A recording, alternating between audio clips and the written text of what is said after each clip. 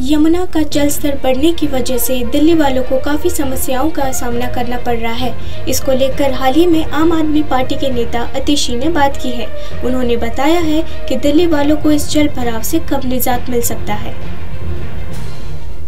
देखिए, पानी का अच्छी खबर यह है दिल्ली वालों के लिए कि पानी का लेवल बढ़ नहीं रहा है। वो कल दोपहर से 1 बजे से शाम के 7 बजे तक स्टेबल रहा और अब बहुत धीमी गति से पानी घटना शुरू हो गया है।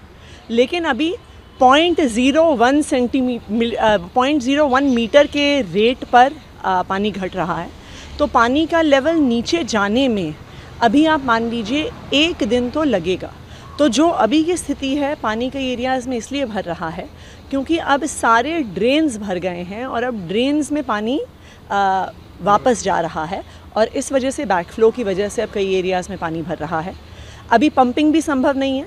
पंपिंग इसलिए संभव नहीं है क्योंकि पानी पंप करके तो यमुना में ही जाना होता है और जब यमुना का वाटर लेवल इतना हाई है तो इसलिए अभी सड़कों से पानी पंप करके भी निकालना संभव नहीं है। हम दिल्ली वालों से यही अपील करेंगे कि हमें पता है कि परिंद तक चली उसकी वजह से हुई है। अच्छी बात यह है कि पानी अब धीरे धीरे नीचे जा रहा है।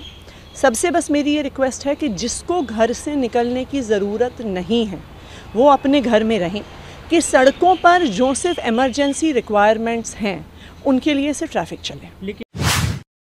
भारी बारिश के बाद बढ़े जल स्तर के कारण यमुना नदी के किनारे दिल्ली के कई हिस्सों में जल भराव बना हुआ है। Rajghat, supreme court, ITO, Shantivan आदि के पास के इलाके डूब गए हैं।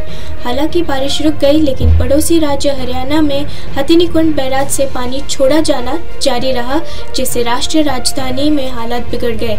निचले इलाकों में पानी बढ़ जाने के कारण प्रशासन को कई सड़कों से यातायात को मोड़ना पड़ा। नतीजा ये हुआ कि ट्रैफिक जाम देखने को मिला। तिजारती वाहनों को मुकरबा चौक, सराय काले खां, गाजीपुर बॉर्डर और अक्षरधाम से DND की ओर डाइवर्ट किया जाएगा।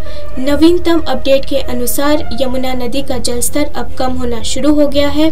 13 जुलाई को रात 10 बजे जलस्तर 208.63 मीटर तक पहुंच गया। रात 9 बजे यमुना नदी का जलस्तर 208.65 मीटर दर्ज किया गया था। 3 घंटे तक जलस्तर स्थिर रहा। शाम 6 बजे, 7 बजे और रात के 8 बजे यमुना का जलस्तर 208.66 मीटर दर्ज किया गया। बारिश के कारण मुंबई के विभिन्न हिस्सों में जल भराव देखा गया। IMD के अनुसार अगले 24 घंटों के दौरान मुंबई और इसके उपनगरों में हल्की से मध्यम बारिश की भविष्यवाणी की गई है। संभवतः IMD ने 13 जुलाई से 14 जुलाई तक महाराष्ट्र के कई जिलों में येलो अलर्ट भी जारी किया है।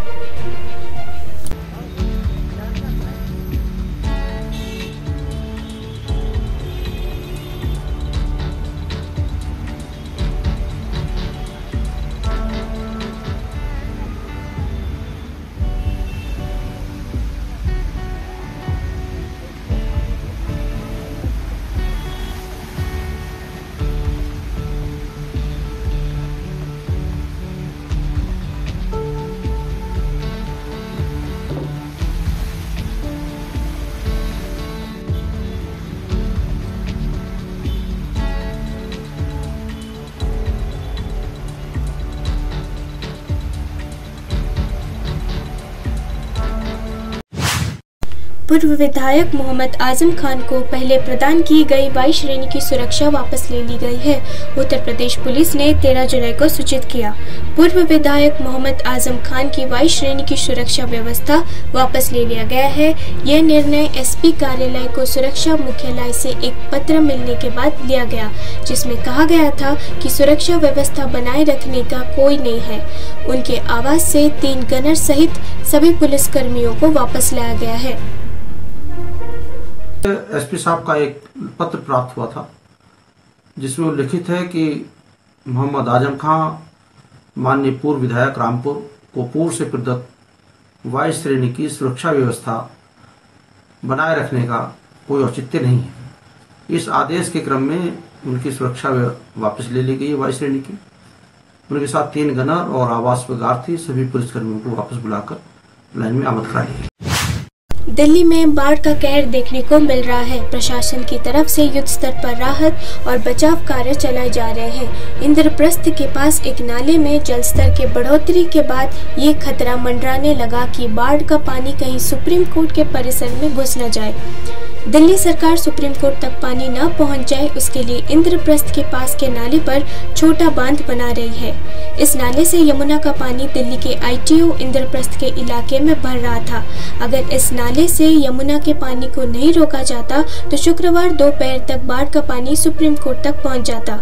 सैकड़ों मजदूरों को काम पर लगाया गया है। बोरों में मिट्टी भरकर नाले पर बांध का निर्माण किया गया।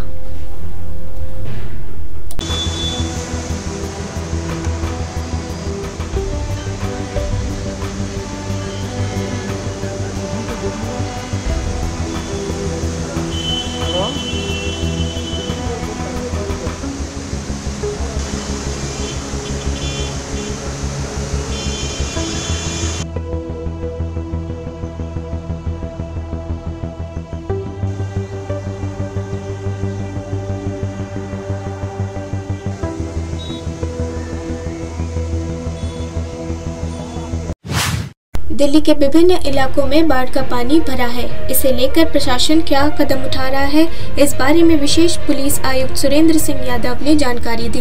उन्होंने ये भी बताया कि यमुना का जलस्तर भले ही कम हो रहा है, लेकिन पानी वापस जाने में समय लगेगा।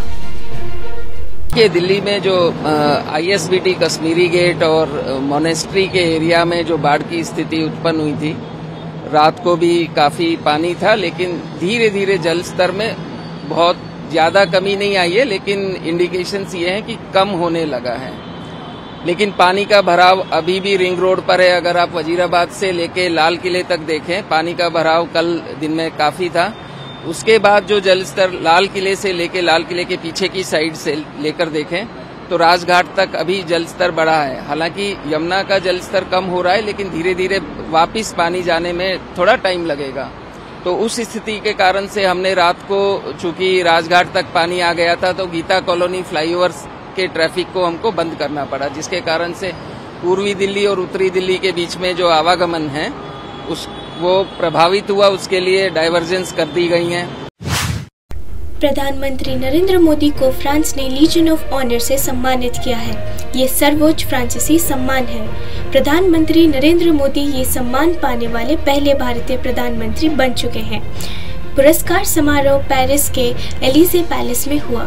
लीजन ऑफ ऑनर का ग्रैंड क्रॉस पहले ही दुनिया भर के चुने हुए महत्वपूर्ण नेताओं और प्रतिष्ठित व्यक्तियों को प्रदान किया जा चुका है। बता दें कि प्रधानमंत्री 2 दिनों की आधिकारिक यात्रा पर फ्रांस गए हैं। इससे पहले फ्रांस के एयरपोर्ट पर प्रधानमंत्री मोदी का गर्मजोशी के साथ स्वागत किया गया था।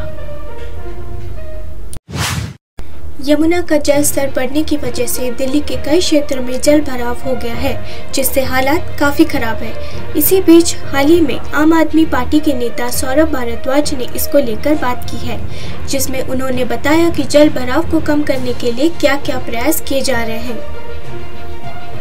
अभी अच्छी खबर ये है कि पानी थोड़ा रिसीड करना शुरू कर रहा है। हालांकि बहुत ज़्यादा कम नहीं हुआ है, मगर कुछ सेंटीमीटर पानी जो है कम हुआ है। और हमारे लोग यहाँ पे इस वक्त ITO के बैरेज पे हैं और इरिगेशन, फ्लड और अलग अलग डिपार्टमेंट्स के लोग जो है यहाँ पे लेबर और इक्विपमेंट्स हमने मोबिलाइज़ कर लिए हैं। कंप्रेसर आ चुके हैं और बाकी वेल्डिंग वगैरह का सारा सामान आ गया है। थोड़ी देर में हाइड्रा आ रही हैं। रात का इंतज़ार कर रहे थे ताकि ट्रैफिक कम हो, तो इसी रोड पे, इस पुल पे हाइड्रा लगा के हम कोशिश करेंगे कि इतने जो गेट्स, जो 5 गेट्स जैम हैं, उन गेट्स को हाइड्रा की फोर्स से जो है उठा लें। तो यहाँ से पानी जो है, बहुत सारा पानी फिर आगे जो है ओखला के रास्ते जो है आगे जा पाएगा। तो काफ़ी फिर जो है इस एरिया में वाटर लेवल कम हो सकता है। सर, इसी बैराज को लेकर रमेश बिदूरी ने भी ट्वीट करा है, आपने उस पर रिप्लाई भी करा है, उस पर क्या कहना है? देखिए, रमेश जी को जानकारी का अभाव है। ये जो बैराज है ये हरियाणा सरकार के अंतर्गत आता है और हमने कई बार हरियाणा सरकार से कहा कि इसको दिल्ली सरकार को दे दिया जाए, क्योंकि हमारे ही काम का है, मगर उन्होंने किया नहीं। मैंने तो रमेश जी को कहा है कि अगर उनकी भारतीय जनता पार्टी में कोई सुनता हो तो वो ये बैराज अभी भी हमें दिलवा दें। इससे दिल्ली वालों को बहुत सहूलियत होगी। अभी भी ये ऑफर हमारी तरफ से है, ये हमें मिल जाएगा तो हम इसको मेंटेन भी कर लेंगे और इसका इस्तेमाल भी कर लेंगे।